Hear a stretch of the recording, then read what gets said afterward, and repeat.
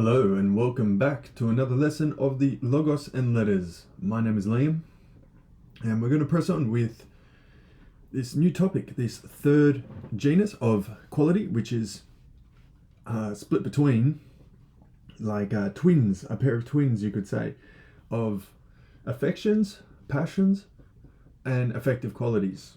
Alright, it is the coordinate genera, a genus with natural ability and inability, and these two genera of quality are subordinate genera to the supreme genus of qualities. Okay, so now that we've once again mapped out the family tree, let's proceed on. Where were we? Here. So patheticae de poiotetis, poeteites, legontai, toiaotata, tedegmena, ta tedegmena. Remember, that's a perfect participle. It could be middle as well, but it's passive.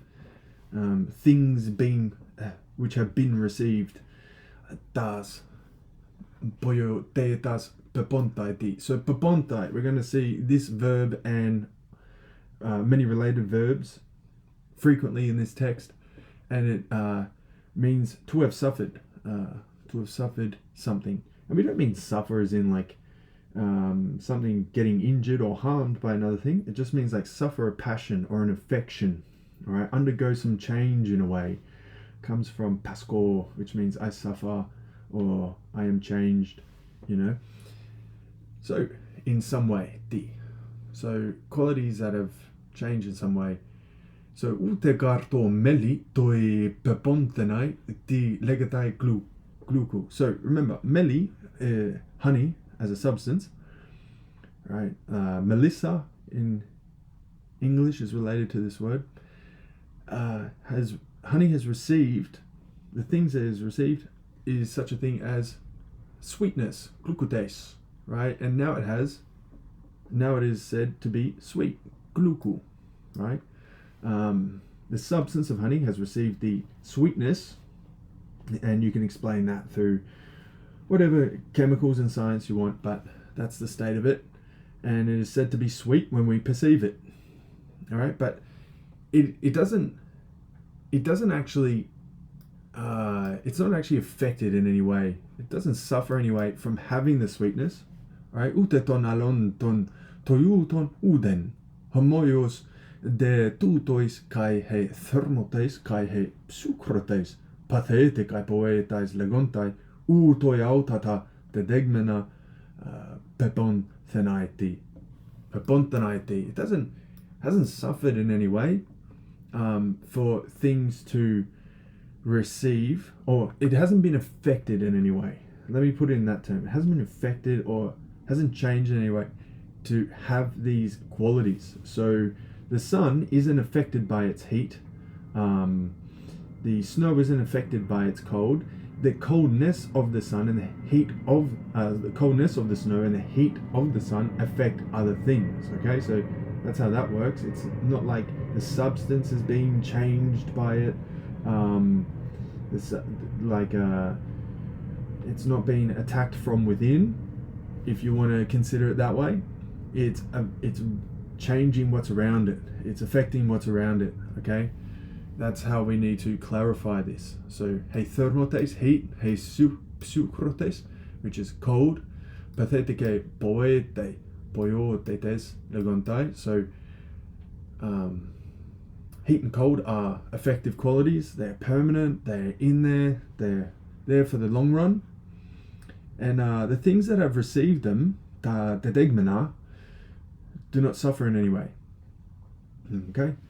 Doi de katatas atheisais hekastenton aireimenon poio teeton pathuusainai poetiken patheticae poiotetes legontai. All right. Here we are. I'll slow down here at this very crucial, very important piece of logic. All right. So, aesthesis comes into the fray. We've circled around it a little bit down here, and now it's in the 4. So consider the senses. What are some senses? Someone says touch, correct. Someone says sight, correct. Someone says taste, correct. Someone says hearing, correct. So on and so forth. We have the senses. Each of them, in relation to the aforementioned ton aireimenon boioteton, the aforementioned qualities, experience the affection, right? Boioetiken is meaning like producive, generative of the, it's generative of the affective qualities. So the affective qualities are in there, and when the senses come to perceive these things, they're generative. There's this generative action that creates, that makes experienced the affections. I think I actually taught that. I'm just thinking now. I think I actually taught that in the lesson just before. So if I'm doubling up there, that's good. That might refresh or reinforce the learning. So that's how it works. You know, perception is like this. It's almost like a triangle, isn't it? You know, if you consider it, that poor triangle. So you have the affective qualities. I'm not going to write affective because that is going to be a horror show of a word. I'm writing this with a mouse, as you can probably hear. Affective qualities, and you've got the affections too. I should put a Q here for affective qualities. So these two are really working together as a team. They're twins, right? And you have perception. Right? You have perception. So the affective qualities are there, sort of in the substance. The perception picks up on it, and the affection comes about, right? The affection comes about.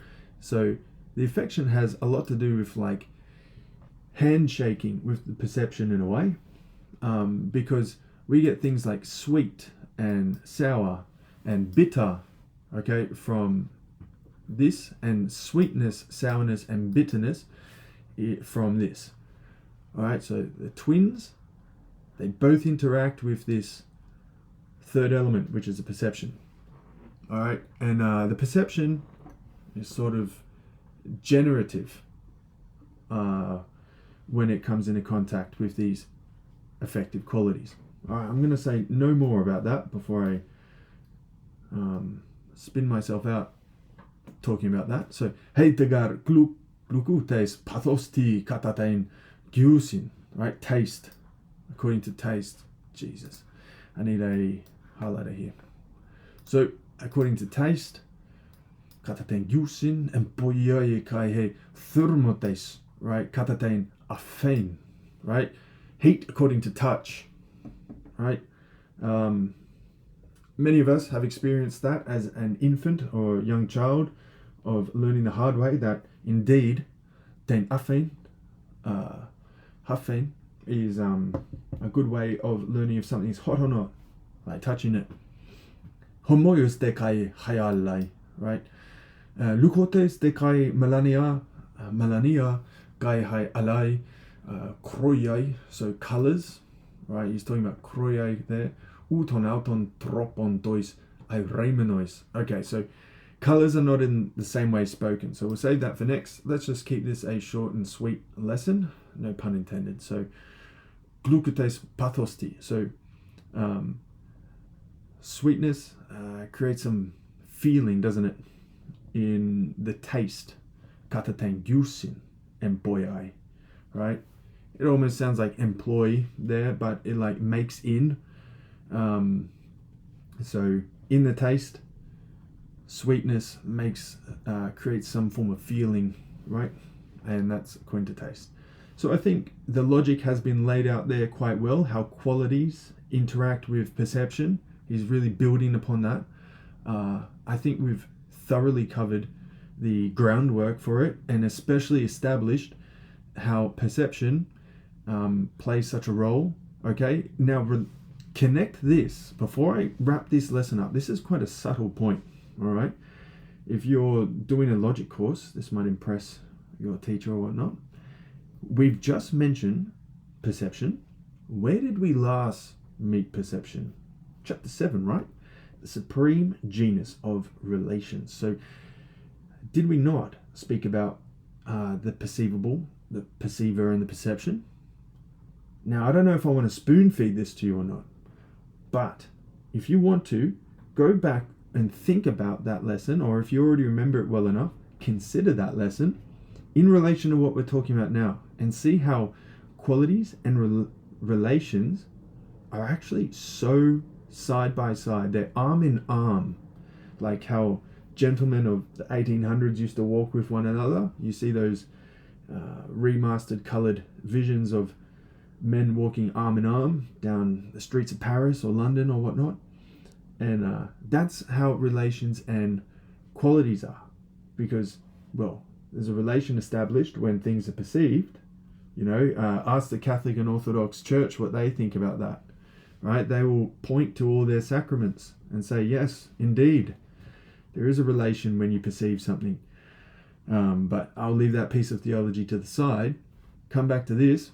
There is a whole nother series of lessons I could do, a dozen at least, about how this content right here relates to chapter 7. What I will do to meet in halfway is I will not do all that dozen lessons, but I will sprinkle in some points and connections as we go through. Not a lot, maybe just a few, 3 or 4, because the relationship between the two is fascinating. It truly is fascinating how this supreme genus, and especially this subordinate genus here, is so related to relation, but perception is so related to knowledge. There is this enormous Ariadne thread, right, that we can sort of follow and just go deeper and deeper, how this is related to epistemology and ontology and all sorts of things. I'm not going to do that because that's going to bog us down too much. In the next lesson, I'm probably going to get up to, probably a sentence. Yeah, I'm going to try cover all of this in the next lesson. So I've got to be quite prudent with my time, but I'm just going to leave that there. I'm not going to spoon feed you. See if you can make that connection yourself, or learn those facts yourself. I don't know why you'd want to, maybe just for the sheer pleasure of it. But regardless, my name is Liam, and as always, si semper fortis in opere tuo, and I'll see you next time.